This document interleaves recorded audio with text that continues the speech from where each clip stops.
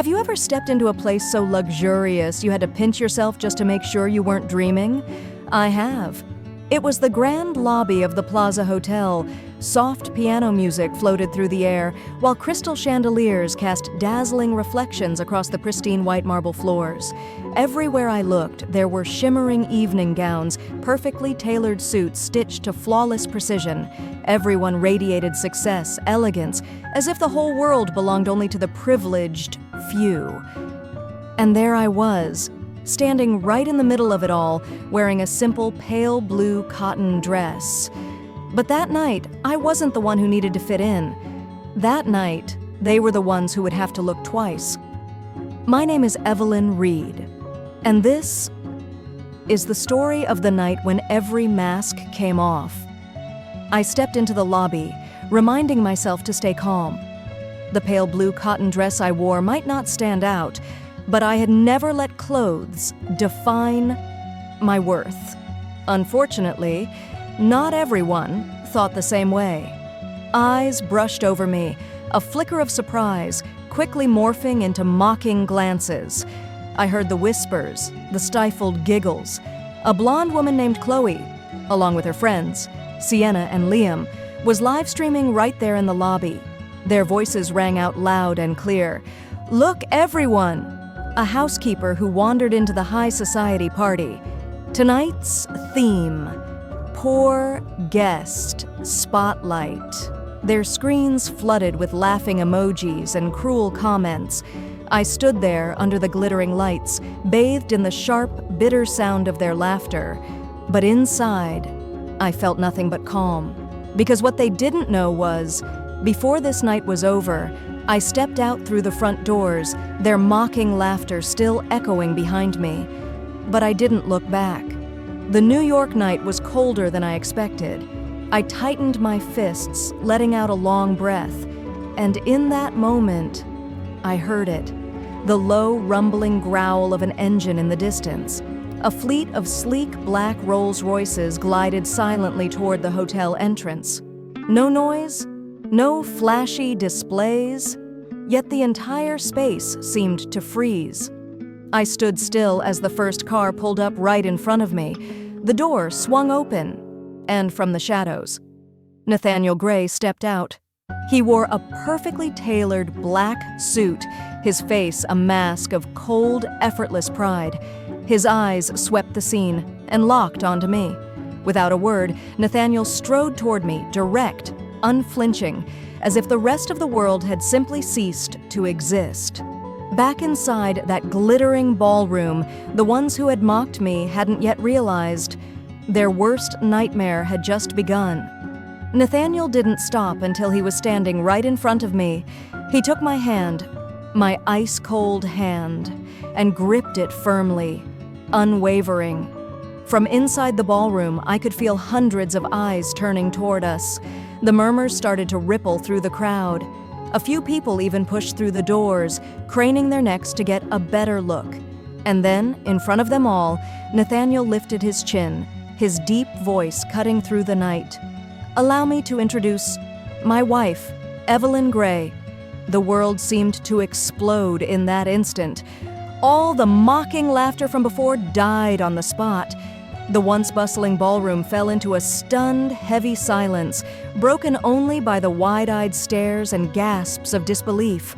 I caught sight of Chloe, Sienna, and Liam still live streaming, their phones shaking uncontrollably in their hands. Their faces, the ones who had thought they ruled the night, were now twisted in shock and fear. And me, I simply stood there, smiling, softly, calmly, as if this had been the plan all along. The air inside the ballroom seemed to freeze. No one even dared to breathe. Everyone just stood there, staring at Nathaniel and me as if they had just witnessed an earthquake. Nathaniel let go of my hand and stepped forward. His gaze, sharp and icy, cut straight into those who had mocked us moments before. His voice rang out, clear and commanding. "From this moment on, anyone who has disrespected my wife..." He paused, locking eyes with Chloe, Sienna, and Liam. "Will have all VIP privileges at Greystone revoked, permanently." A ripple of panicked whispers spread through the crowd. And not just that, Nathaniel continued, his tone steady and cold. You are hereby banned from all hotels, resorts, and any property under the Greystone Group, worldwide.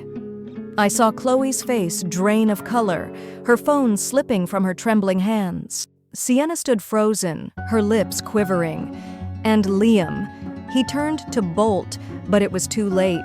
Hotel security moved in instantly, escorting them out under the stunned, horrified gazes of everyone left inside. And then another figure began to quietly back away. Bianca, the bride of tonight's lavish affair.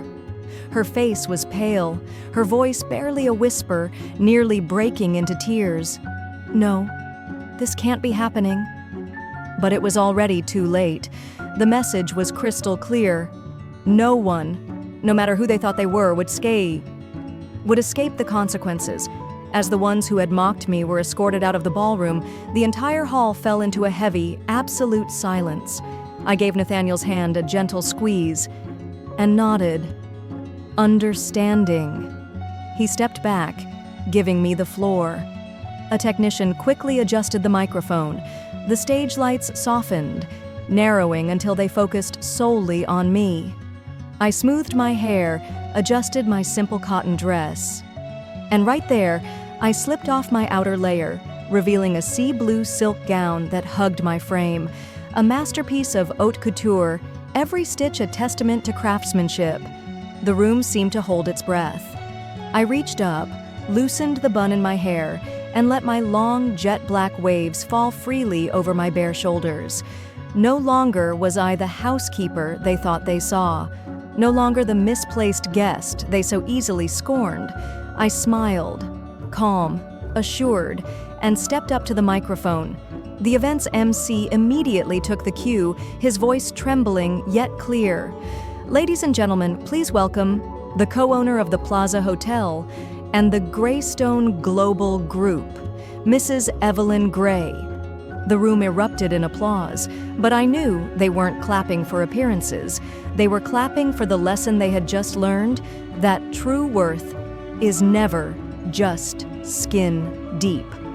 Thunderous applause echoed through the grand hall, reverberating off the towering marble walls. I stood there, bathed in the dazzling lights, feeling every gaze on me, no longer filled with scorn, but with admiration, respect, and a touch of regret. I raised my hand gently for silence. In an instant, the entire hall hushed, waiting. I bowed my head briefly, then lifted it, my voice calm yet resonant. I know, tonight many judged me based solely on appearances. A simple dress, a look that didn't seem to belong in this glittering world. I paused, letting the words sink deep into the room. But that was exactly why I chose to appear this way. Because I believe, the character of a person should never be overshadowed by superficial glamour. My eyes swept across the crowd. Some lowered their heads in shame, others blinked back tears. I smiled, soft yet unwavering. Tonight, I'm not just standing here as a guest.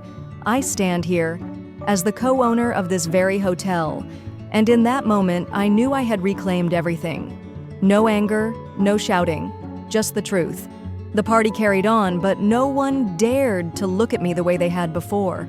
No more whispers, no more mocking smiles, only silence and thoughtful, lingering gazes. I walked slowly across the ballroom, feeling every nod, every glance of admiration, the kind they never imagined they'd one day offer me.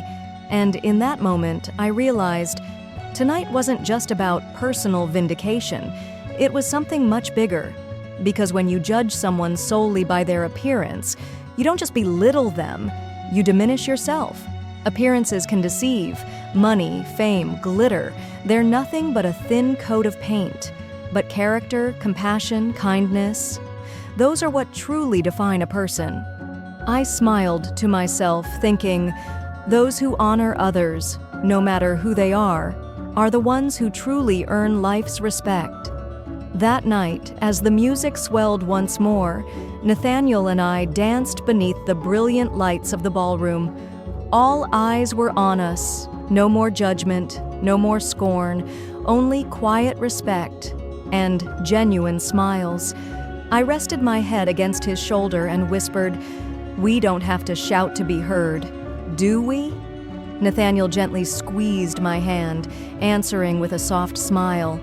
Outside these walls, the world would continue rushing to judge by appearances. But here, in this moment, I knew I had chosen right. To live authentically, to live with dignity, and to be strong enough to never have to prove it to anyone. If you believe in the power of true character, leave a comment and let me know your thoughts. And don't forget to subscribe so you won't miss the stories still to come. Stories with even more surprises along the way. I'll see you on the next journey.